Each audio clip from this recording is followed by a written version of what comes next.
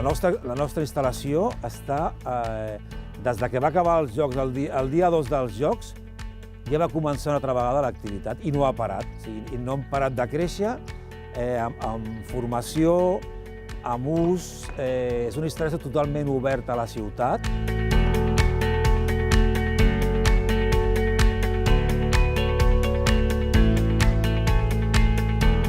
La gran tasca que estem fent, que penso que estem fent i que a poc anem avançant per obrir el tenis al carrer. Una de les prioritats és que no hi hagi ningú que per cap motiu no pugui practicar el tenis. I això és tota la llavor que estem llogant i que estem... Com fer-ho?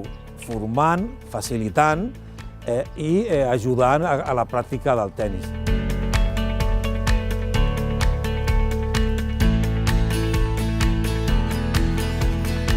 Quan venen els col·legis, quan venen les fundacions, quan venen totes aquestes activitats, el fet de dir-los, senyors, vostès estan en una seu olímpica, històrica, vostès estan trepitjant una pista central que ha sigut final olímpica, això als nens els encanta, és el record que s'emporten que és una instal·lació olímpica.